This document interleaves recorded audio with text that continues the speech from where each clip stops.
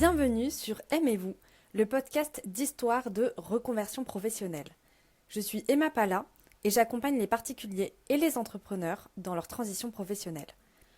À travers les histoires de nos invités, j'ai à cœur de te permettre à toi aussi de te lancer dans ta propre reconversion, pour que tu t'épanouisses dans une carrière qui te corresponde vraiment.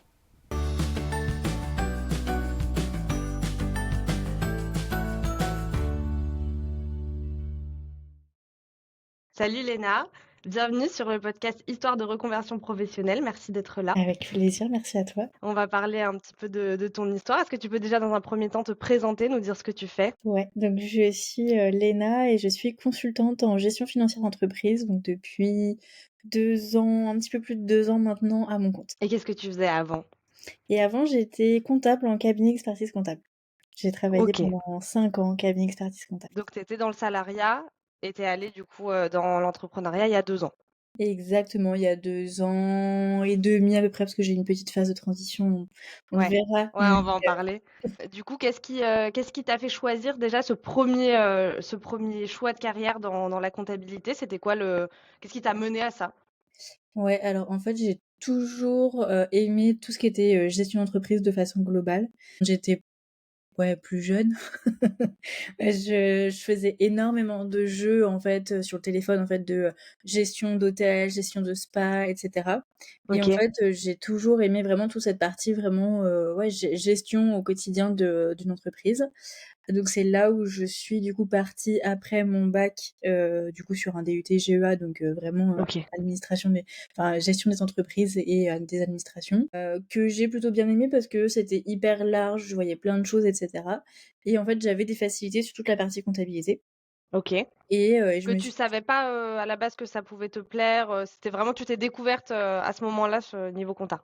c'est Ok. ça, ouais, ouais, non, non, il y avait plusieurs personnes autour de moi qui me disaient: «Ah bah, why not, devenir comptable?» et cetera. Et bah, moi, j'avais forcément un peu le cliché du comptable.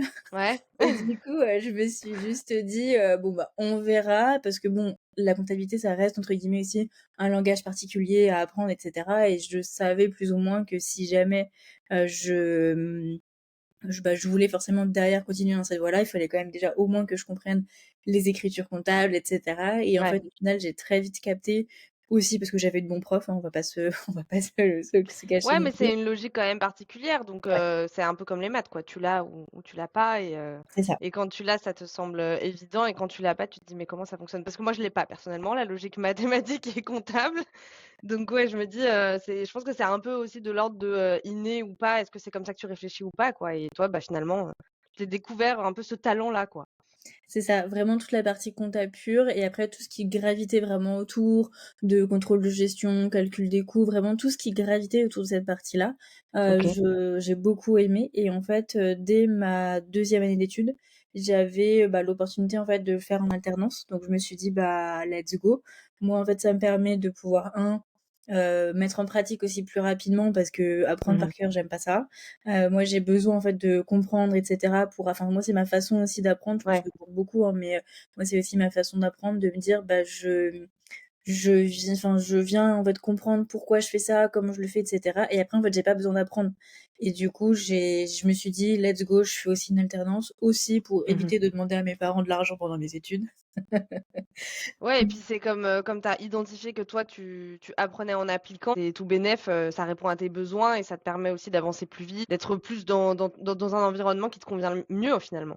C'est ça. Forcément, trouver une alternance en cabinet expertise comptable, parce que je savais, enfin, j'avais fait du coup un stage, en première année de 3 semaines en cabinet comptable, et je me suis dit: «Bon, bah, ça franchement, ça peut être, vraiment cool». En 3 semaines, j'avais appris beaucoup de choses et tout, donc je me suis dit: «Bon Ouais. allez, je postule entre guillemets pour avoir, un poste en alternance en deuxième année de Donc dans le même d'apprentissage». cabinet? Et ben, en fait, au début, ils n'embauchaient pas, rien. OK. Et le gros, gros problème, c'est qu'en deuxième année d'études, personne, aucun cabinet ne recrute. Vraiment aucun. OK. Et du coup, je me suis dit: «Mais comment je vais faire?» Parce qu'en fait, toutes les autres personnes partaient directement, en entreprise de façon globale, et moi, je savais que je voulais plutôt être en cabinet, Mmh. parce que en fait, on voyait forcément beaucoup plus d'entreprises, et cetera. Et en fait, au final, là où j'ai fait mon stage, et ils m'ont proposé en fait de créer un poste parce qu'il y avait un besoin. Et donc OK. du coup, c'est là où je suis rentrée forcément en alternance là-bas. Je suis restée 5 ans. Tu as fait uniquement cette entreprise-là, dans le milieu du salariat? OK. Ouais, dans le milieu du salariat, j'ai fait une seule entreprise, tout en apprentissage pendant 5 ans. Et du coup, forcément, je suis passée du Ouais. bébé apprenti à forcément. J'étais toujours apprentie, mais à la fin, j'avais vraiment un portefeuille client, je gérais tout de A à Z. J'ai un peu bataillé pour avoir toute cette partie-là, mais au moins, j'avais vraiment exactement le même travail qu'un collaborateur classique. OK, trop bien. Et donc, qu'est-ce que tu as préféré? Qu'est-ce que tu as le plus aimé dans ce parcours, du coup comptable? Au tout début, honnêtement, c'était super bien parce que comme je connaissais pas forcément tout, j'avais l'impression de très vite, évoluer, de très vite, vraiment, avoir des missions qui changeaient, de très vite aussi gagner en autonomie. Ouais, j'étais au début, je faisais juste entre guillemets, «j'étais juste soutien de mes collègues» et en 2 ans de temps, voilà, j'étais complètement, autonome. Donc c'est vraiment toute cette partie-là et toute la partie où, en fait, au final, on n'a pas un seul client, mais du coup, Mmh. il y a, quand j'étais, à la fin, j'avais une quarantaine de dossiers clients, donc forcément, ça fait, pas Ouais. mal de monde à gérer. Mais justement, c'est cette partie-là en fait, tu pas concentré sur une seule entreprise, mais sur plusieurs entreprises. Tu vois plein de choses. J'avais des secteurs d'activité qui étaient hyper variés et ça, honnêtement, c'était très cool. Ouais, ce côté polyvalent où finalement tu découvres, tu continues d'apprendre, d'enrichir tes connaissances. C'est trop bien. Et à l'inverse, peut-être que tu vois mon ma prochaine question venir, qu'est-ce qui était plutôt, un défi ou une frustration peut-être dans ce parcours? Qu'est-ce qui a pu être un peu plus difficile? Ce qui a été plus difficile, ça a été justement au bout d'un moment, en fait, d'avoir tout le temps la même chose qui revient. De d'avoir cette espèce de routine vraiment qui bon, alors pour des personnes, ça convient très bien, hein, justement d'avoir une routine, de faire tout le temps la même Mmh. chose ou presque. Moi, c'est vrai que ça a été très, très compliqué pour moi à vivre. Justement d'avoir, finalement, je sais qu'il y a les TVA, voilà, du 1er, enfin moi du 5 au 20 à peu près. Après il y a les bilans, il y a les trucs, voilà. C'est tout le temps entre guillemets, la même chose d'une année sur l'autre, voilà. On est tout le temps rythmé pareil et Ouais. ça reste quelque chose qui, bon, à terme aussi m'a amené vers le burn-out. Mais aussi la 2e grosse frustration, c'est toute la partie conseil en fait, que je pouvais pas faire parce que, bah oui, tu comprends, Léna, tu apprenti. Mmh. Donc, je pouvais On pas te forcément donnait pas faire. cette place-là, à Ouais, ce moment-là, quoi. c'est ça. Et en fait, c'était vraiment l'expert comptable qui voulait se le garder, parce Mmh. que forcément, c'est la partie la plus intéressante. J'en faisais quand même, hein, parce que j'avais certains clients qui étaient demandeurs et que, c'était des clients sur lesquels, je voyais qu'ils avaient besoin, voilà, des personnes qui avaient, potentiellement des problèmes de trésorerie et cetera et je savais d'où est-ce que ça venait, donc je faisais quand même du conseil. Je le cachais un petit peu parce que je voulais pas que mon patron le voie. Ouais. Mais vraiment toute cette partie-là, conseil beaucoup plus approfondi et tout ça, ça a été pour moi ce qui m'a le plus manqué et c'est aussi ce qui m'a, ouais, manqué et à terme, du coup, mené aussi au burn-out, Ouais. en quelques années, quoi. Donc tu nous parles de burn-out. Est-ce que tu peux nous donner ta définition? C'est quoi pour toi le burn-out? Ouais, pour moi, donc le burn-out, c'est l'épuisement professionnel par l'ennui. Comment ça s'est matérialisé pour moi? Parce que je l'ai pas forcément vu tout de suite, hein, je l'ai vu qu'une fois que je Ouais, suis bien sûr. repartie. Forcément toute cette partie routine où je faisais tout le temps la même chose ou presque. En fait, j'avais complètement perdu j'étais devenue, en fait, un robot. Mmh. Je faisais, parce qu'il fallait faire, mais je faisais vraiment, ouais, par automatisme. Je réfléchissais pas forcément. J'essayais forcément des fois de me dire: «Bon, bah, OK, je sais que là, il y a une erreur» et cetera, mais Mmh. de façon globale, en fait, je faisais vraiment tout le temps la même chose et en fait, tout ça, ça a commencé à me créer de l'ennui. Où forcément, je faisais semblant de travailler le soir pour pas avoir de nouvelles missions, parce que je savais que c'était des choses qui me plaisaient pas. J'étais au tout début, j'étais dans une phase où j'avais pas encore de portefeuille client, ou vraiment au tout début et en fait, je me suis dit naïvement, «Ça va aller mieux» et en fait, quelques mois après, j'étais revenue dans cette routine-là, donc du coup, c'était revenu et vraiment toute cette partie, perte de sens de mon métier, je comprenais plus pourquoi, en fait, je faisais ce Mmh. métier-là. Le matin, pour me réveiller, j'arrivais pas à me réveiller, je voulais pas m'endormir le soir parce que je voulais pas être le lendemain et à la fin, toute fin, les derniers mois avant que je parte, j'étais dans mon lit quand je me réveillais et impossible de bouger en fait. J'étais limite paralysée Ouais. de je peux pas. J'étais tout le temps en retard. Au début, c'était un retard de 5 minutes, après 10 minutes, après 15 minutes, après 20 minutes. C'est vrai, c'est Et plein là, de. t'étais tout le temps en alternance à ce J'ai tout le moment-là? temps en alternance. OK. Ouais. Et du coup, sur mes 6 derniers mois, j'avais demandé au chef de l'IUT en fait si c'était possible d'arrêter l'alternance et de continuer en fait en formation initiale. Et en OK. fait, là où moi j'étais, parce que ça se passait vraiment vraiment mal, c'était mon corps ouais, mon corps allait vraiment pas bien. Et en fait, ben non, là où moi j'étais, c'était soit alternance, soit Mmh. rien du tout. Donc si jamais j'arrêtais l'alternance, j'arrêtais aussi le Ouais. master. Donc bah, le chef de l'IUT m'a dit, bah, en fait Léna, c'est soit tu serres des dents, soit, bah, tu peux plus venir en cours. Waouh! Ah bah, super comme solution. Ou alors il fallait que je trouve un nouveau patron, mais pour 6 mois, Ouais. c'était mission impossible. Donc t'as serré les dents, j'imagine? J'ai serré des dents. Ouais, ouais, ça c'était, du coup, début 2022 quand, justement je voulais tout arrêter. Et en parallèle, j'ai eu forcément des propositions d'embauche parce que j'étais sur ma fin d'études. De Heu, cette même entreprise? alors pas de cette même entreprise-là parce que moi je leur avais dit direct que je voulais pas rester. OK. J'avais 1 heure de route à peu près pour y aller Ah oui, ça et ça rajoute aussi, c'est à ça. tout ça, quoi. Donc j'avais dit, que je voulais pas, mais par contre, ils avaient partagé mon CV, directement au siège. Donc j'avais passé un entretien pour un poste qui était, honnêtement sur le papier très, très bien, où justement c'était, bah, pour le coup la compta et la partie ouais, beaucoup Conseil? plus, conseil, mais Mmh. pour le cabinet, mais pas pour les clients du cabinet. OK. Donc vraiment beaucoup plus stratégique, un peu sur de la compta d'entreprise, mais du coup du cabinet. Honnêtement qui était très, très bien, mais rémunéré pas beaucoup. Donc j'ai dit, «Non». Bon, bah, non. J'ai eu d'autres entretiens, dont un où, mes 5 années d'apprentissage n'étaient pas reconnues. J'en ai eu un autre où, j'a la proposition, c'était en fait, enfin ça la proposition salariale, c'était inférieur à la convention collective. Ouh là!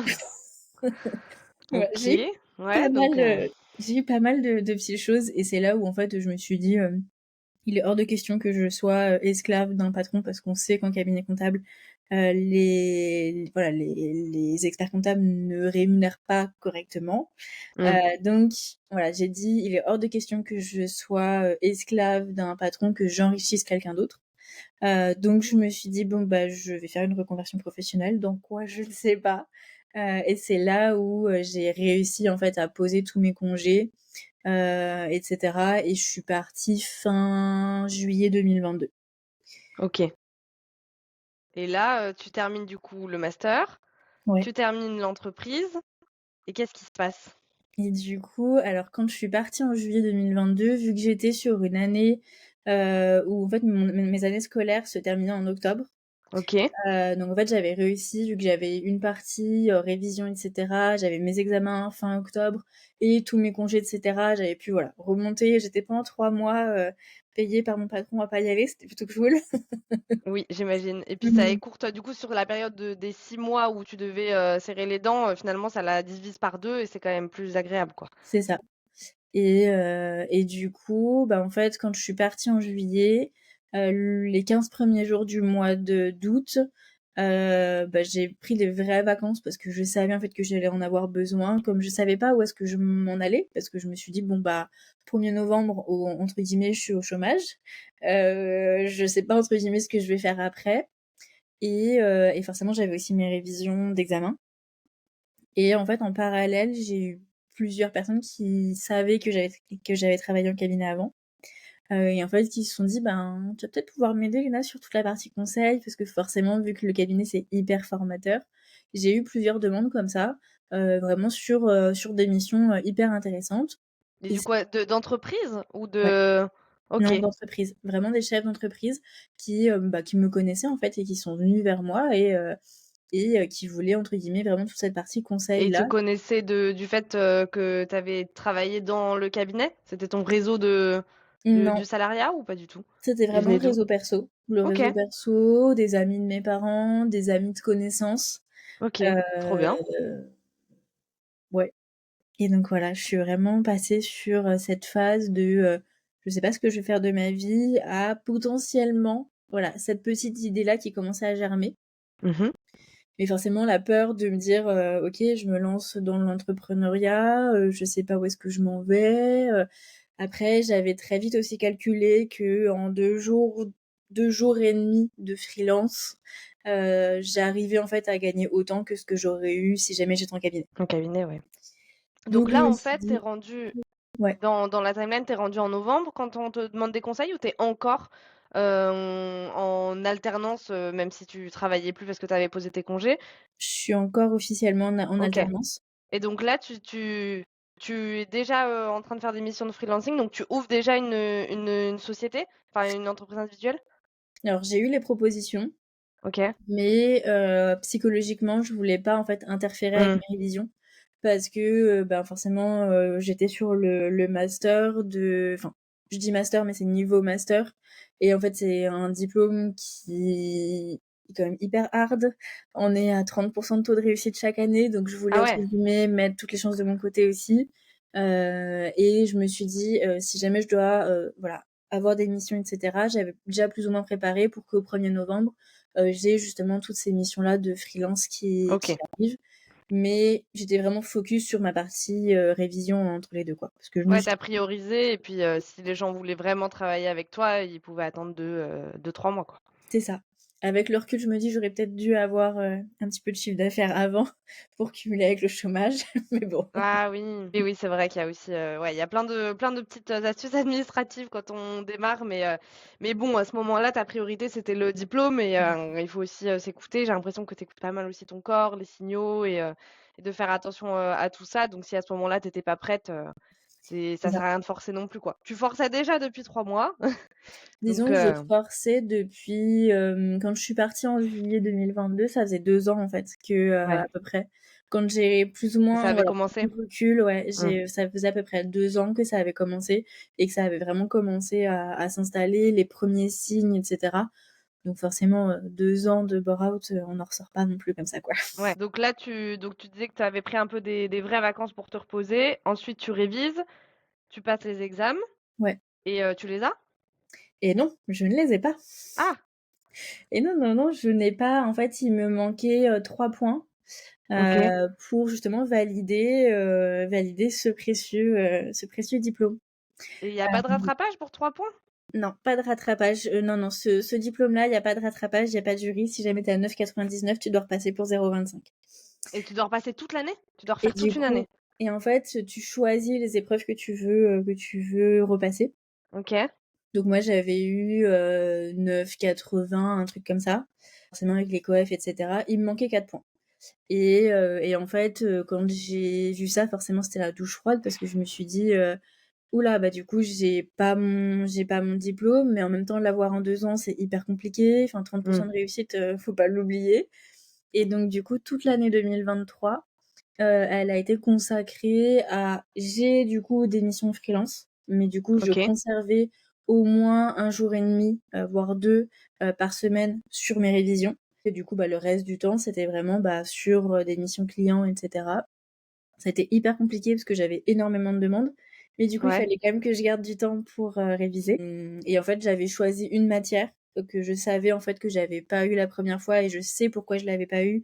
Parce qu'en fait, j'avais, bah, 1/3, en fait, de la du par enfin, ouais, partiel, concours, enfin, voilà, on l'appelle comme on veut, où en fait, c'était sur quelque chose que je maîtrisais pas du tout et donc je me suis OK. dit: «Bon, bah, je repasse» et oui, j'avais eu 7 la première fois. Mon objectif, c'était d'avoir 10-25 et en fait, au final, je l'ai repassé et j'ai eu 13 donc on est tout bon. Nickel. Mais voilà, je savais exactement où est-ce que j'avais péché Ouais. et donc du coup, j'ai choisi de repasser cette épreuve-là parce que je savais que, voilà, je regrappillais, alors avec les coefs, c'était 3 points et quelques, mais du coup, je savais que c'était bon et du coup, ouais, 2023, Donc tu as repassé qu'une seule, matière, ouais, j'ai mais qui repassé était, celle que tu maîtrisais le moins, donc qui t'a demandé beaucoup de travail. Et c'est là, ça, du coup, tu es en parallèle, à la fois, un pied dans l'entrepreneuriat et toujours un pied dans la formation. Donc exactement. Grosse année. Là, il y a pas de burn-out, du coup, j'imagine que tu t'ennuies plus là? Tu as plus le temps? Ah non, non, bah, là, j'ai pas du tout le temps de m'ennuyer. Au contraire, je me dis mais parce qu'en fait, ça a été hyper compliqué parce que j'avais énormément de demandes sur la partie, conseil, entrepreneuriat et cetera, et bah, fallait quand même que je garde du temps, donc j'avais aussi hâte, en fait, de passer mes examens. Mmh. Le jour de mes examens, je me suis mis une pression juste monstre parce qu'en fait, je voulais pas me louper. Mmh. Parce que je J'imagine. voulais pas, franchement, ça a été l'examen le pire que j'ai passé. Sur le moment même, je me suis même décomposée. En plus, il y a systématiquement des coquilles, en fait, dans les sujets. Mais cette année-là, ils ont carrément enlevé, certains énoncés, certains enfin, vraiment la partie la plus OK. simple, ils l'avaient carrément enlevée. Enfin, vraiment, ça a été l'examen de l'enfer. J'imagine. Et forcément, en sortant de l'examen, je me suis dit: «Mais ça va jamais passer» et en fait, on a les résultats d'examen 1 mois et demi après. OK. Ah ouais, donc en plus, tu as 1 mois et demi encore à attendre une fois que c'est fait, quoi. C'est ça. Et donc du coup, quand j'avais forcément, il y a le corrigé qui était sorti et en fait, bah, moi, le corrigé, je me suis dit: «C'est mort, ça passe Ouais. pas». Si jamais parce que je sais qu'ils corrigent très, très dur, si jamais ils sont vraiment hyper sévères, j'ai 6 quoi. Vraiment, je me suis dit: «Impossible». Si jamais ils sont un petit peu moins sévères, j'ai 9 et je me suis dit: «Bon, à la rigueur, c'est peut-être un point de compensation qui peut faire la différence» et en fait, au final, il y a même pas eu de point de compensation et en fait, je pense qu'ils vu les conditions Ouais. de l'épreuve, ils ont été un petit peu moins sévères et c'est là où finalement j'ai eu 13. Donc j'ai eu mon diplôme, et cetera. Enfin, du coup, j'ai été admise en décembre 2023. OK. Donc forcément encore une année après. Ouais. Ouais, ça commence à Décembre faire 2000 long. c'est ça, décembre 2023 et là forcément tout de suite où je savais que c'est bon, j'allais pouvoir me mettre à 100 sur, mon entreprise, mes missions clients, accepter forcément aussi plus de clients parce que Ouais. je savais que j'avais la demande et je savais aussi derrière que j'avais, ce diplôme-là qui m'a énormément appris en termes de connaissances, en termes Mmh. de vraiment d'informations. C'est une mine d'or, c'est juste hyper compliqué d'avoir les épreuves, mais ça m'a énormément appris, quoi. Et c'était, pourquoi c'était important pour toi d'avoir le diplôme par rapport, du coup, à ton choix de te lancer dans l'entrepreneuriat? Ça avait une incidence?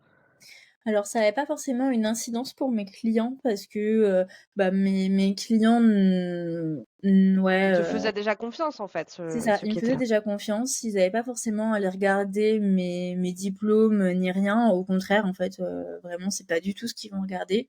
Mais, je savais que certains organismes de formation avec lesquels je travaillais pouvaient regarder et aussi un peu en solution de secours et de me dire: «Bon, bah, Mmh. j'ai quand même commencé, X années d'études. C'est pas à une épreuve à 4 points, que, je vais, enfin voilà, que c'est le moment de lâcher». Donc du coup, j'ai aussi été vraiment jusqu'au bout en me disant: «Bon, bah, si jamais finalement l'entreprise, enfin du coup l'entrepreneuriat, ça marche pas, si jamais ça doit s'écrouler, si jamais ceci, si jamais cela, j'ai quand même cette roue de secours parce que Ouais. je sais que ce diplôme-là, je vais pas dire que je suis le roi du pétrole dans mon secteur, mais un peu». Ouais, bah, oui, s'il y a peu de réussite, ceux qui l'ont, pour le coup, ça peut aider sur, mais même, les salaires, les grilles de salaire et tout ça, ça C'est change, ça. pas Mmh. mal de choses. C'est ça et même en termes de missions, en fait, tu es tout de suite sur Mmh. des missions beaucoup plus intéressantes que, sur des missions qui m'ont justement conduit la première fois au barrage, quoi. Et donc là, pendant cette transition où tu es en parallèle, encore dans ta formation, encore dans, un peu dans l'entrepreneuriat, qu'est-ce que, est-ce que tu te fais accompagner pour aller vers l'entrepreneuriat ou est-ce que ça vient après? Ou est-ce que tu te fais pas du tout accompagner et tu le fais, un peu à l'instinct? Alors je me suis pas forcément fait accompagner dans le sens où j'ai pas forcément pris, voilà, une personne qui m'a dit: «Ben, voilà ce qu'il faudrait que tu fasses» et cetera. J'avais, comme je savais déjà ce qu'il fallait faire pour créer son entreprise, faire tourner son entreprise, que c'était forcément mon métier, du coup, je me suis direct, lancée en me disant, «Let's go». Et voilà et en fait, pas longtemps après, j'ai pris une formation qui m'a justement aidée sur, toute la partie, ben, créer un petit peu ses offres parce qu'en fait, au début, j'étais vraiment sur du freelance pur où j'avais qu'un seul gros client et OK. je me suis dit: c'est pas bon ça. Si jamais il y a l'URSSAF qui passe, du salariat déguisé et cetera, c'est pas bon». Donc du coup, c'est là où je me suis dit, bah, faudrait que je trouve de d'autres clients et cetera et c'est là où justement j'avais pris une offre, enfin une formation qui m'avait justement permis de, bah, savoir comment on crée une offre, comment on communique sur cette offre et cetera. Et est-ce que donc tu prends cette formation-là pour, élargir tes compétences en entrepreneuriat du C'est coup. ça. Ouais. Et est-ce que tu as, pendant toute cette période-là, comment réagissent tes proches? Est-ce que tu as du soutien autour de toi? Donc, on parlait d'accompagnement pro, mais il y a aussi, bah, comment ça se passe dans sa vie, personnelle parce que, ben, tu termines, péniblement, 5 ans d'études pour, finalement te lancer dans l'entrepreneuriat, ce qui est quand même pas, hyper, commun. Enfin, ça dépend de l'entourage qu'on a, mais Mmh. dans notre société où, nos parents, ils sont plutôt sur, 40 ans de carrière dans la même boîte, la sécurité, la stabilité. L'entrepreneuriat, ça fait peur, c'est instable. Donc toi, comment tu es entourée? Comment tu t'entoures si jamais tu as pas de soutien autour de toi? Ça se passe comment au niveau, personnel? Alors au tout début, quand j'ai dit que, forcément je voulais, enfin voilà, être du coup indépendante et cetera, ma mère a eu très, très peur, forcément. Mon père m'a beaucoup soutenue parce qu'en fait, il a très vite vu que, bah, en fait, c'était ce qui me plaisait, que forcément enfin même mes parents de façon globale et ma sœur, c'est ma sœur surtout qui m'a beaucoup, soutenue bah, en fait, ils ont vu à quel point, en fait, j'étais mal quand j'étais en cabinet, que de de semaine en semaine, je périssais Mmh. et en fait, les c'est là où en fait, bah, dès que j'ai eu en fait cette première proposition-là, ils ont très vite vu en fait que j'étais beaucoup plus, ouais, beaucoup plus joyeuse et cetera et après ils ont vu en fait au niveau du fur et à mesure des semaines que oui, effectivement, on n'est plus du tout sur la Léna de avant. Donc voilà, les premières semaines ont été très compliquées parce que forcément j'avais eu des propositions salariales que je refusais Et tu toutes refusais, parce que ouais. voilà, pour X, Y raison. Ma mère a eu très peur forcément. Hem, mais derrière, en fait, ça les a très vite aussi enfin mes parents, ça les a très vite rassurés quand, bah, ils ont vu en fait que, bah, j'arrivais en fait à vivre de mon Ouais. activité très, très vite, que, j'avais de la demande, que j'arrivais aussi à concilier, bah, cette fameuse partie révision et le reste. Et ouais et ma sœur m'a toujours, hyper soutenue de: «Mais c'est génial ce que tu fais» et cetera.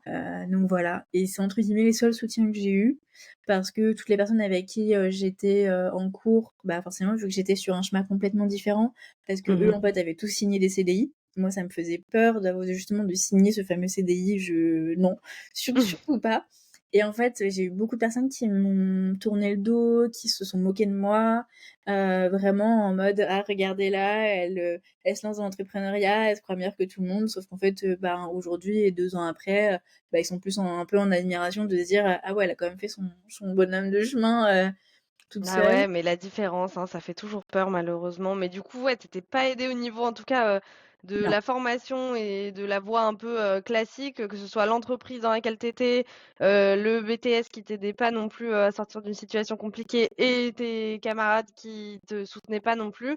c'est ça. Franchement, tu as fait preuve de beaucoup de courage de continuer à avancer, en parallèle en plus, avec le freelancing dans un premier temps. C'est pas évident. Qu'est-ce qui t'a fait tenir, à flot, on va dire? Ce qui m'a fait tenir à flot, c'est justement dans cette formation que j'avais prise, j'avais, rencontré quelques personnes et en fait, bah, du coup, mine de rien alors du coup, OK, c'était que du distanciel parce que, ben, voilà, on était entre guillemets «chacune à droite à gauche», mais mine de rien, c'est ça aussi qui m'a beaucoup aidée de pouvoir me rapprocher de personnes qui sont aussi dans ce milieu-là où en Mmh. fait, au final, on commençait toutes plus ou moins en même temps et du coup, ouais, c'est ça qui m'a aidée aussi à me dire, «OK, bon, en fait, j'ai compris, c'est juste que c'est pas leur monde à eux. Moi, entre Ouais. guillemets, c'est mon monde à moi. Au moins, j'aurais pas de regret de pas l'avoir fait» et ouais, en fait, c'est vraiment ça qui m'a aidée à passer au-dessus. J'ai fait aussi pas mal de journées, en fait, en présentiel.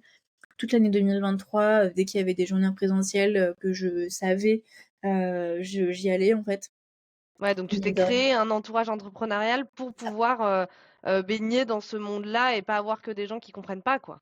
C'est ça, c'est ça ou avoir des personnes vraiment qui, ouais, pouvaient entre guillemets «se moquer de moi». Enfin, je voyais, hein, les personnes qui allaient voir mon LinkedIn, par exemple, parce que c'est dommage, on peut voir qui regarde, sur ton profil sur LinkedIn. Voilà, il y avait une personne, bah, du coup, il y avait deux trois autres personnes avec qui j'étais en cours, Mmh. derrière qui regardaient. Bon, bah, voilà, je savais plus ou moins ce qui se disait. Bon, bah, écoute, tant pis pour eux. Oui, bah, dites-le, hein, toi, tu as continué ton chemin. Et du coup, est-ce que tu peux nous parler un petit peu plus de aujourd'hui, qu'est-ce que tu fais? Qu'est-ce qui diffère de ce que tu faisais, dans le salariat? Ouais.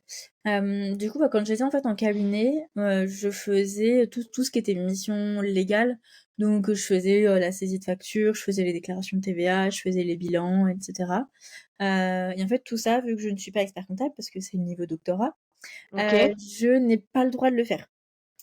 Toute cette partie-là, j'ai vraiment pas le droit de le faire. Donc forcément, ben, quand je me suis mise à mon compte, je me suis dit: «Bah, qu'est-ce que je vais faire?» Vu que tout ce que je faisais Bah, ouais. avant, je n'ai plus le droit de le faire. Ou alors je risque, une convocation de la part de l'ordre, à terme, la prison. Donc je me suis dit: «On va quand même éviter». Heu Ouais, ce et serait dommage. c'est ça. Donc du coup, je me suis dit: bah, en fait, je vais regarder, tout ce que j'ai pu faire, tout ce que j'aime et cetera et justement, bah, pour entre guillemets «réinventer mon métier» parce que du coup, j'ai complètement changé de métier, où en fait, aujourd'hui, je fais beaucoup plus en fait, de l'accompagnement, beaucoup plus de conseils sur des choses en fait, sur lesquelles quand j'étais en cabinet, je pouvais pas forcément le faire. Mmh. Typiquement, là, j'ai énormément de personnes qui sont en micro-entreprise. En cabinet comptable, on n'a aucun micro-entrepreneur. Ouais. Vraiment aucun, parce que c'est un statut qui est, bah, forcément aussi très peu reconnu, mais aussi où en fait les obligations comptables sont tellement allégées, que, bah, du coup, il y a pas besoin de comptable. Ouais, c'est Les pas personnes peuvent le faire obligatoire. elles-mêmes.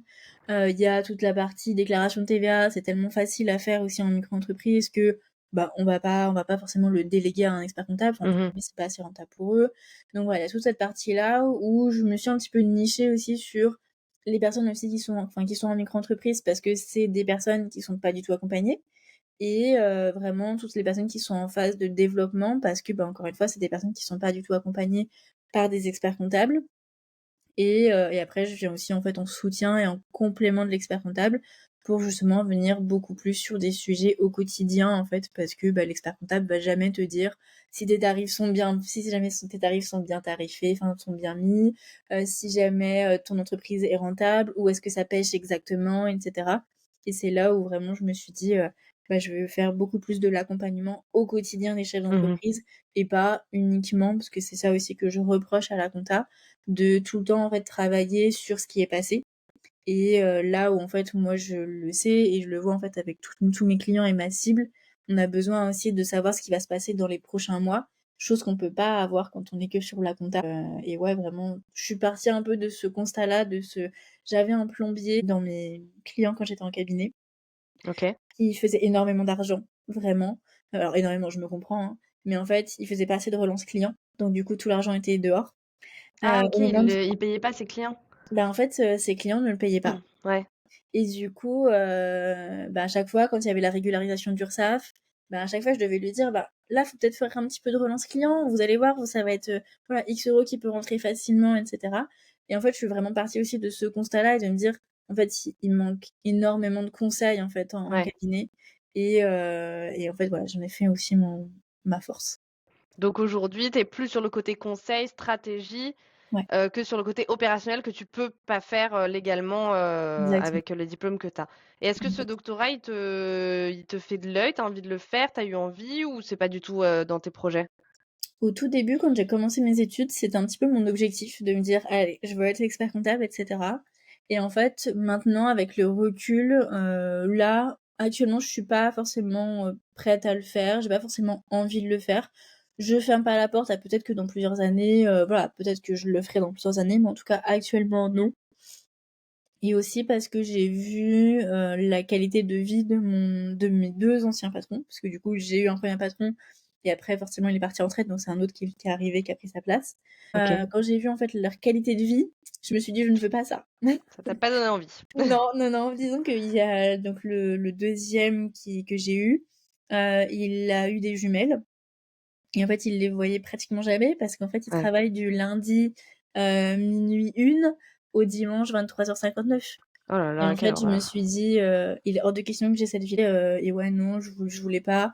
Enfin, toute cette partie-là du, je ouais, des horaires de travail interminables et mine de Mmh. rien aussi de gérer toute la partie emmerde parce que quand tu es en haut, bah, c'est toi qui gères toutes les choses compliquées, hein. Les choses qui roulent, c'est directement les collaborateurs qui le gèrent et tout ça, enfin, j'ai pas forcément envie de le faire, là, à l'instant T, et ça changerait aussi mon métier parce que du coup, je Ouais. reviendrais sur ce que je faisais avant quand j'étais en cabinet, et c'est pas ce que j'ai envie de faire. Du coup, c'est quoi ta direction à toi, tes projets, là où tu as envie d'aller? Par exemple, pour 2025, c'est vraiment de continuer sur ce que, j'ai commencé à faire, de vraiment, en fait, au global, d'impacter beaucoup plus d'entrepreneurs, et justement de me dire: je vois énormément de personnes là sur en plus plein de sujets d'actualité.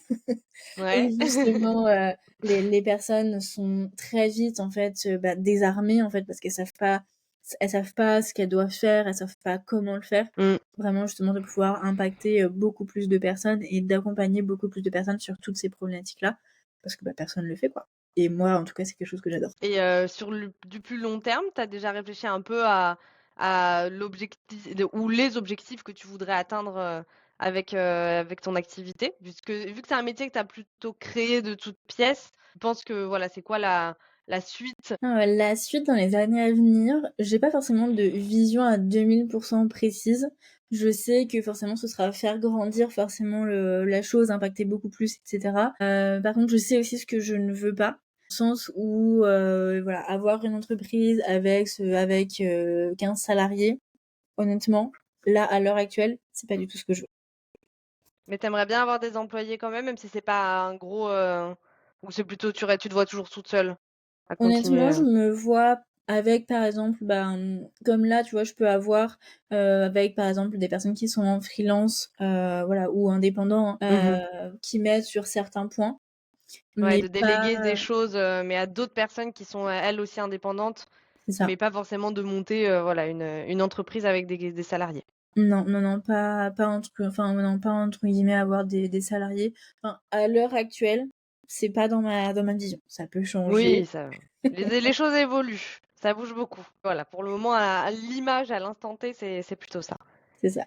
Et je vais te poser un peu les mêmes questions que je t'ai posées sur ton ancien, travail, à savoir aujourd'hui, c'est quoi qui te satisfait, qui te plaît le plus dans ce que tu fais? Ce qui me satisfait le plus, c'est vraiment toute la partie, où je peux avoir un vrai accompagnement avec les personnes, où Mmh. justement, je sais en fait d'où est-ce qu'elles partent, je sais quelles sont les problématiques, et justement à force de travailler ensemble, que ce soit sur une séance ou sur plusieurs, mais de justement pouvoir les aider concrètement, et de savoir que, ouais, en fait, grâce à moi, elles sont beaucoup plus sereines sur toute cette partie chiffrée, et justement aussi de pouvoir les voilà, renouer beaucoup de liens avec toute cette partie Mmh. chiffrée pour les entrepreneurs. C'est vraiment ça qui me plaît le plus, et en tout cas, c'est aussi forcément ma mission de me dire, je veux aussi rendre toute cette partie-là beaucoup plus facile. Ouais, vulgariser un peu les choses pour les personnes qui Exactement. n'ont pas la logique, comptable ou mathématique. Du coup, à l'inverse, enfin, c'est marrant parce que ce que tu dis, ça répond à ton point de frustration, quand tu étais, dans un cabinet comptable.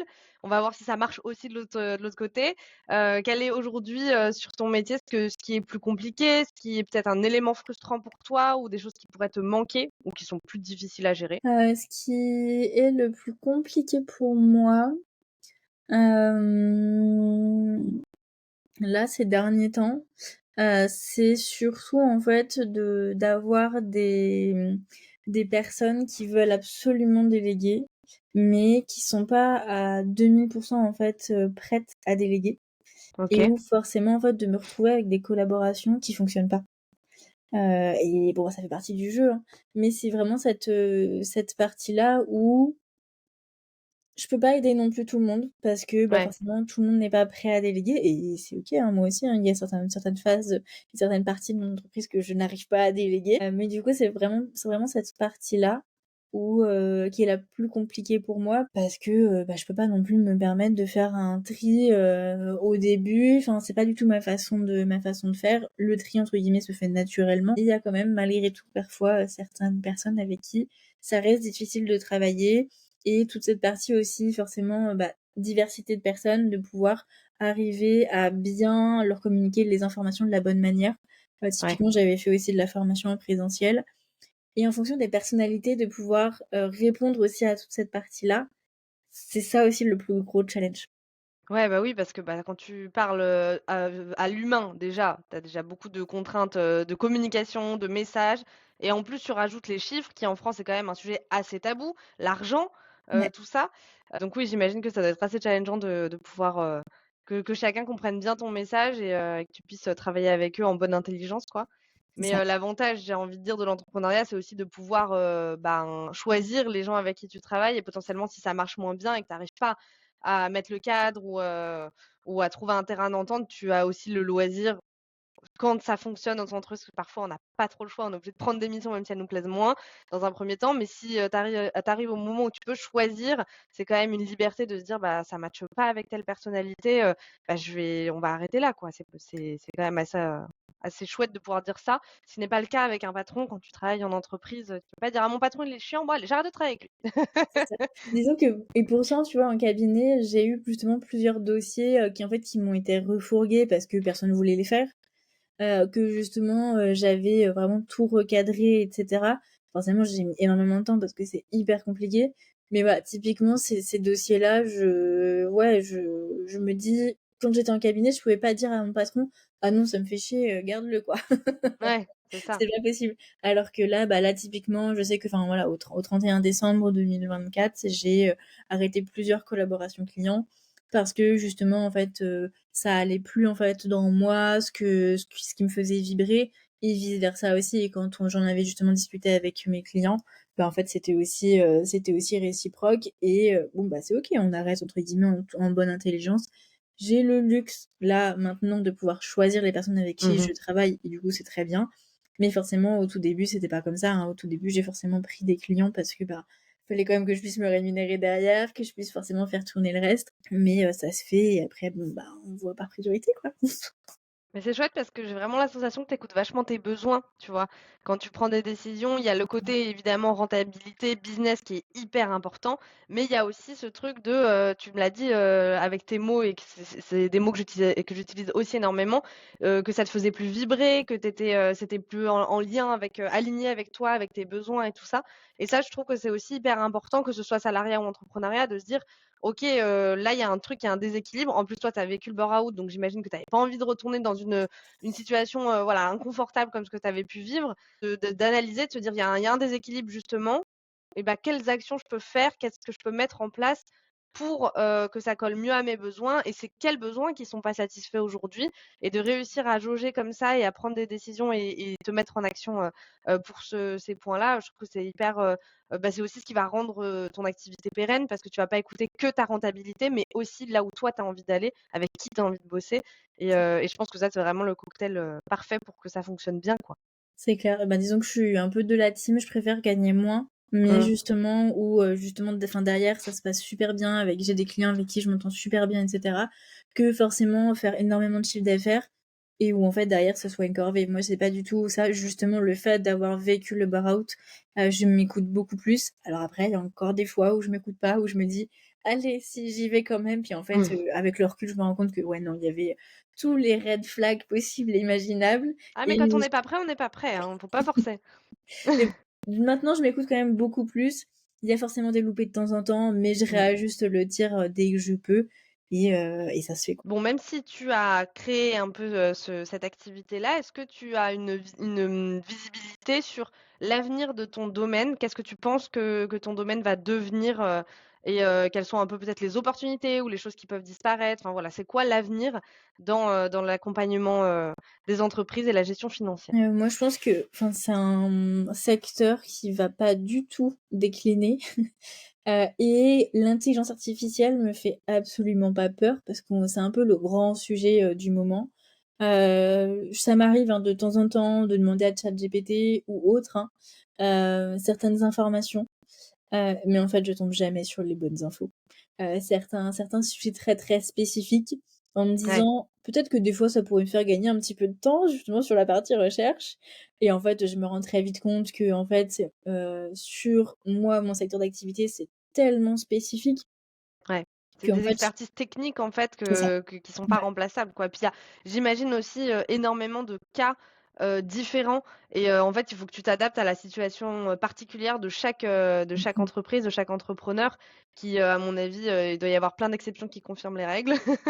C'est ça, c'est exactement ça et du coup, enfin pour moi, toute cette partie vraiment conseil et accompagnement, va que grandir Mmh. Et je pense que le plus gros challenge justement, c'est d'avoir en fait d'autres personnes qui soient, forcément bons dans ce domaine-là. Parce qu'il y a beaucoup de personnes aussi qui se lancent et je les vois, hein. On est très, très peu, hein, de dans ce secteur d'activité-là, à voilà, à faire ce type d'activité. Je vois beaucoup de personnes qui se lancent, mais en fait qui sont pas, qui ont pas les reins assez solides, qui vont pas, forcément avoir aussi les bonnes connaissances, les bonnes, enfin le bon savoir-être aussi en tant qu'entrepreneur. Et du coup, forcément derrière, ils arrêtent forcément aussitôt, qu'ils ont commencé. Ils vont forcément aussi chercher des raccourcis sur de la publicité et cetera. Et c'est entre guillemets «drôle» de voir ces personnes-là qui arrivent et qui repartent aussi vite parce qu'en fait, c'est pas du tout assez réfléchi. Alors que, il y a un besoin, il y a un gros Mmh. besoin et je pense qu'il y aura aussi dans les années à venir beaucoup de boulettes à rattraper, justement Ouais. sur toutes ces personnes-là. Ouais, mais il y a souvent beaucoup de problématiques au niveau comptable. Justement, qu'on le fasse nous ou même avec des experts Ouais, comptables, il y a souvent, des erreurs. Enfin, moi, j'étais dans les ressources humaines, il y a toujours des erreurs sur les payes, toujours. c'est Même ça, si on fait le plus attention possible, enfin, on est humain et puis même les intelligences artificielles aussi peuvent se tromper, il peut y avoir des coquilles partout. Enfin, forcément, il y a forcément des choses à rattraper quand on parle de chiffres, de rentabilité et de gestion financière. Et du coup, est-ce que ces personnes-là, tu envisagerais, de les former potentiellement pour, qu'elles puissent, faire le métier que tu fais toi, de la manière dont toi tu l'entends? je l'ai fait pour OK. 2024 parce que du coup, j'avais, une personne avec qui je m'entendais bien, qui travaillait déjà en fait en compta dans une entreprise et cetera, que j'ai eu en mentorat et cetera. Et en fait, avec le recul, je suis pas sûre que je sois la bonne personne pour faire ce type d'enseignement Mmh. auprès de personnes pour former à mon métier. OK. Parce que voilà, ça s'est très bien passé, hein, il y a pas de souci. Mais je sentais en fait que c'était pas ce qui me faisait vibrer, c'était pas Ouais. enfin, j'avais une petite réticence, alors qu'au contraire, apprendre aux entrepreneurs à justement avoir cet œil critique, Mmh. sur, justement les personnes qui sont en société ou au réel, de se dire: «Ben, OK, il y a un expert comptable, mais quand même avoir un œil critique sur ce qu'il fait, Ouais, vérifier la cohérence, pouvoir ça, au contrôler, bien contraire, en sûr. fait, c'est ce que je préfère, quoi. Donc finalement, de permettre aux personnes de pouvoir avoir, une responsabilité dans la gestion de leurs chiffres, même si ils ont pas toute l'expertise technique, quoi. C'est ça, c'est ça. Et de toute Trop façon, bien. enfin, même dans ma communication et cetera, j'évite au maximum les termes techniques parce qu'en fait, les termes techniques, Ouais.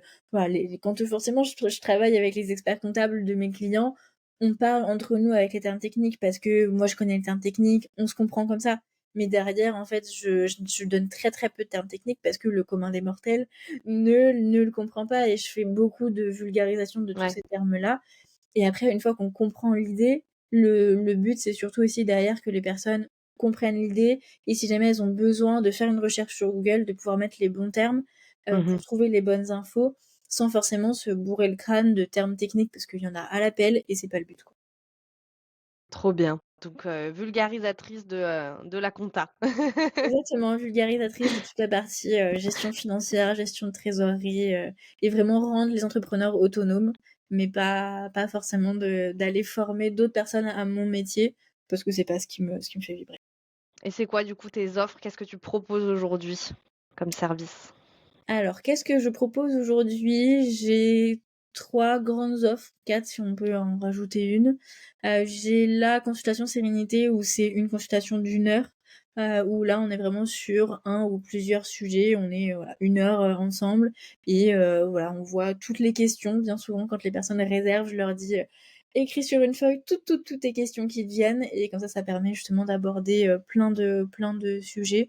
Là, on est vraiment sur 1 heure hyper large. Ça peut aller forcément de la tarification, de la simulation, changement de statut ou de voir quel statut est plus adapté, le passage à la TVA, ben voilà, vraiment c'est hyper varié. Il y a toute la partie prestation de service Mmh. où du coup, c'est moi qui prends en charge toute cette partie justement, gestion, des chiffres, analyse et cetera. Et c'est quelque chose que je ne mets plus trop en avant parce que forcément je suis full et que je peux pas me dédoubler. C'est sûr. Et justement pour avoir pallié un petit peu à cette problématique-là, parce que tout le monde n'a pas forcément le budget aussi pour déléguer complètement toute cette partie-là, j'ai aussi du coup une formation en ligne qui justement permet d'apprendre pas à pas comment on tient sa compta, comment on analyse ses chiffres, comment on fait son prévisionnel, comment on gère sa TVA, etc., etc. Vraiment sur toute cette partie-là, entre guillemets, technique que je vulgarise au maximum. J'accompagne les personnes forcément, je les prends par la main de OK, pourquoi tu dois le faire, comment tu dois le faire, étape par étape. Et pour 2025 aussi, je vais beaucoup plus développer des petits ateliers thématiques. J'en avais fait un du coup fin 2024 sur toute la partie bilan 2024, prévisionnel 2025. Et c'est un format que j'avais adoré. Vraiment, c'était 1 heure et demie, 2 heures en fait en live, justement sur un sujet. Et en fait, j'avais beaucoup aimé parce que justement, ça permettait de pouvoir traiter un sujet en particulier. Forcément, déjà sur un tout petit sujet, il y a beaucoup à dire.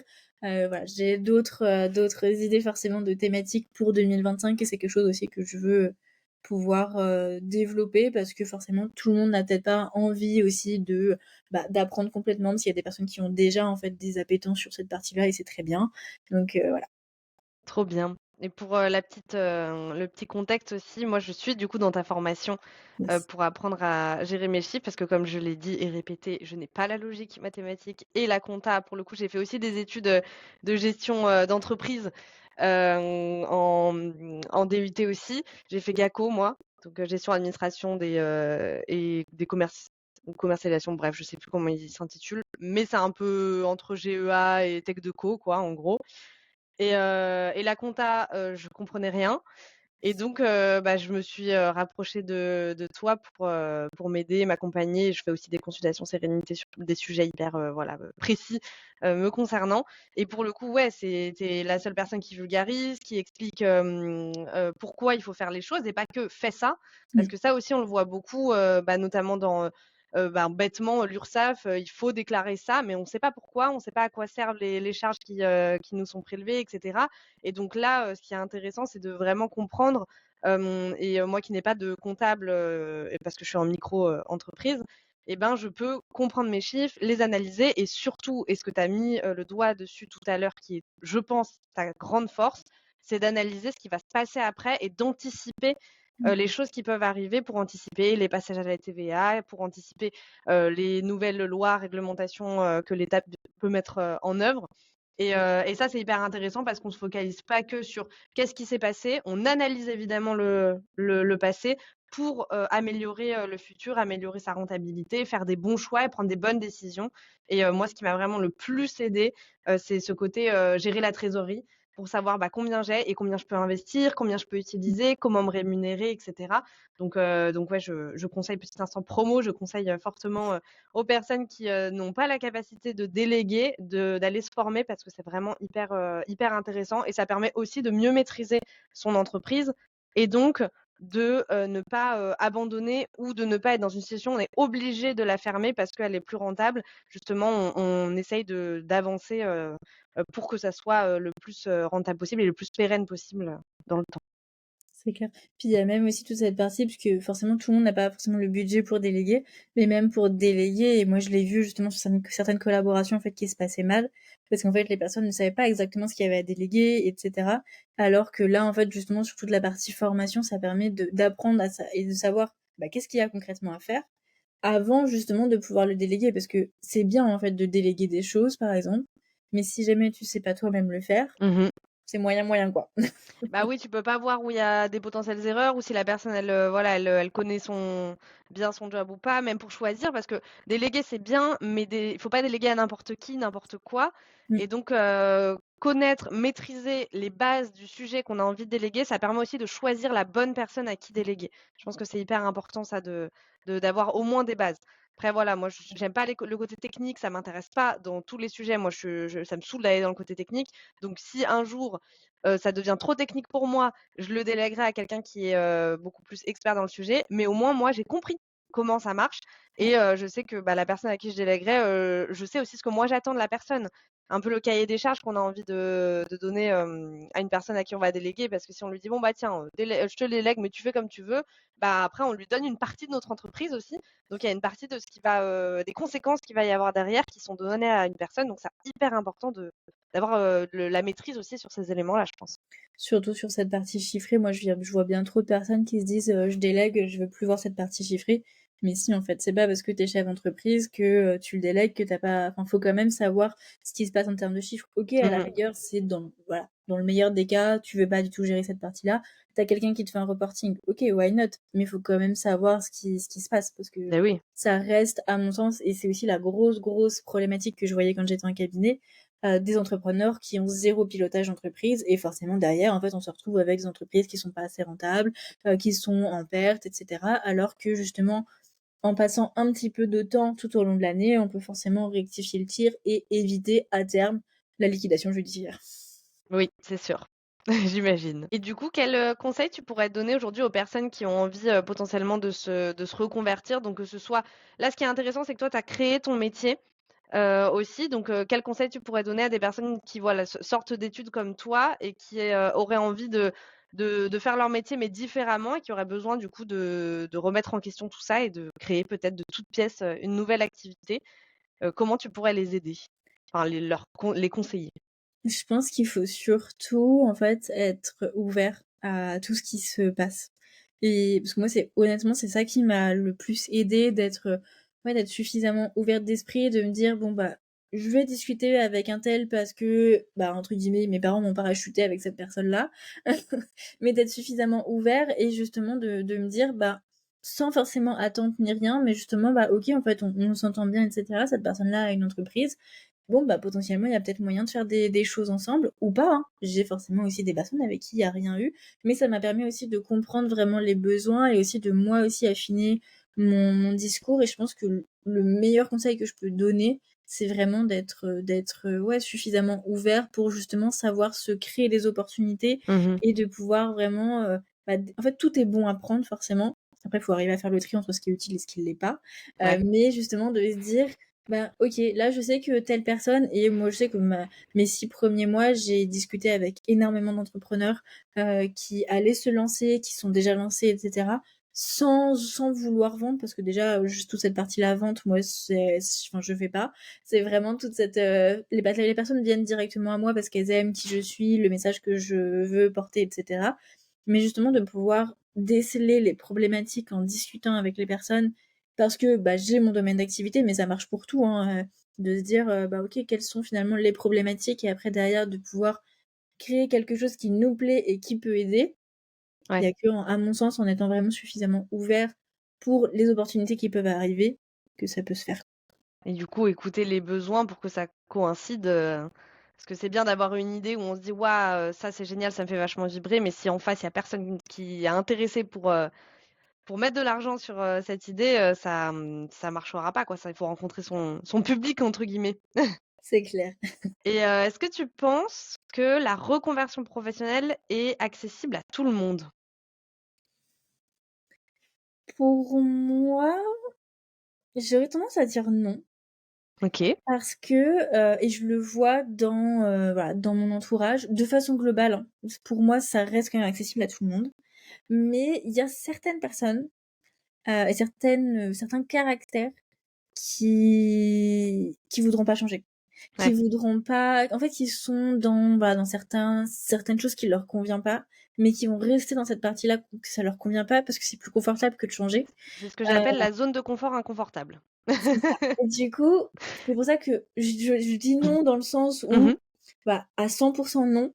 Après je sais que, la reconversion professionnelle, ça a aidé énormément de personnes parce que je connais pas mal de personnes qui ont justement fait cette partie-là de bah, que ce soit des amis ou des fois des clients, parce que j'ai eu aussi pas mal de personnes qui ont une phase de reconversion professionnelle et justement, je sais que ça a aidé énormément de personnes, mais je sais qu'il y a quand même une petite partie, alors après je sais pas quel est le pourcentage, hein, mais je sais qu'il y a une partie de la population qui sera justement pas assez ouverte pour Ouais, justement cette partie-là. réfractaire, au Mmh, changement. c'est ça. Ben, dans les stats, il y a, un Français sur 2 qui, envisage de changer de carrière. Après, il y a ceux qui passent à l'action et ceux qui ne passent pas à l'action, en effet, mais il y a a priori la moitié de la population qui l'envisage, du moins, et qui potentiellement va se lancer ou non, mais du coup, peut-être que enfin tous, ne se lanceront pas, mais voilà. Voilà la stat en tout cas. C'est quand même enfin, c'est énorme quand même une personne Ouais. sur 2. Ouais, c'est énorme de voir, ouais, que le côté sens au travail et équilibre de vie a pris une si grande tournure, notamment depuis le Covid. Moi, c'est ce que Mmh. j'ai observé, c'est ce qui a aussi, ce qui m'a aidé à prendre, cette voie-là, d'aider les personnes, justement qui sont en quête de sens et d'épanouissement et parce qu'aussi on est une génération où, contrairement, comme on disait au début, à nos parents, on va être beaucoup plus en quête de, s'épanouir, aimer ce qu'on fait, faire des choses qui nous font vibrer, où le travail n'est plus, juste pour, là pour être rémunérateur, mais aussi est une source d'épanouissement, de sens Mmh. et qui surtout sert notre vie perso et qui n'est pas juste, notre vie n'est pas que professionnelle. Il y a plein de personnes qui cherchent aujourd'hui, à équilibrer leur vie pour avoir aussi du temps de qualité en dehors du travail, mais que le travail soit pas juste: «Bon, je fais mon taf, je récupère mon chèque à la fin du mois et je vis ma vie». Non, c'est aussi, ce que je fais dans mon taf, ça me fait vraiment, vraiment, vraiment vibrer, quoi. Mmh. Bah, disons que le fait de savoir pourquoi on se lève le matin, il est quand même Ça aide à beaucoup se lever. plus important maintenant. Ouais, c'est clair, c'est clair. Là, on tourne en février. Toi, l'épisode, il sortira, un peu plus tard dans l'année, 2025. Est-ce que, tu as des actualités ou des choses que tu voudrais partager? Bon, du coup, plutôt sur l'année 2025, où est-ce qu'on peut te retrouver? Je vais mettre tous tes liens évidemment, dans la description. Mais voilà, est-ce que tu as des projets ou des choses à partager qui vont venir sur l'année où les gens pourront te retrouver? Tu parlais d'ateliers, est-ce qu'il y en a qui sont déjà prévus? Ouais, il y a un atelier qui est prévu mi-mars. OK. Donc voilà, en fonction de la sortie, J'ai plus la date en tête, de la sortie, mais ce sera peut-être plutôt sur le, ouais, 2e trimestre, en tout cas de mmh, 2025. mais entre guillemets, les ateliers, il y en a à peu près un tous les trimestres. Donc OK, forcément sur une thématique que j'ai décelée, qui me semble judicieuse. Mais en tout cas, voilà, il y a au moins un atelier tous les trimestres qui va sortir. Je vais aussi OK, mettre mon gros focus aussi là sur 2025 et entre guillemets, ça a déjà bien commencé, sur, toute la partie, bah, forcément Éclair tes finances, donc mon programme de formation en ligne et après c'est vraiment toute la partie, newsletter que je veux beaucoup plus développer, toute la partie, ouais, communication, enfin vraiment, pour continuer sur la lancée de 2024, j'étais vraiment pas mal. trop bien. Bah, écoute, merci beaucoup pour ton partage, merci pour ton temps, merci de nous avoir donné autant, d'informations et du coup, à tous ceux qui nous écoutent, si vous avez, envie ou besoin d'en savoir plus sur la gestion financière de votre entreprise, vous aurez toutes les infos de Léna pour la retrouver et pour le coup, bon, je suis peut-être pas objective, mais en tout cas, je fais partie de ses clientes et c'est, vraiment une pépite. Pour moi, c'est la personne qui est, la plus, factuelle, concrète et en même temps dans l'aide et la bienveillance donc n'hésitez pas à aller, la solliciter au besoin.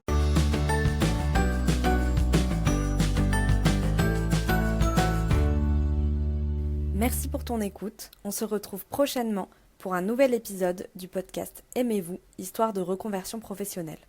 En attendant, je t'invite à me suivre sur mes réseaux sociaux pour échanger ensemble et répondre à tes questions. À bientôt!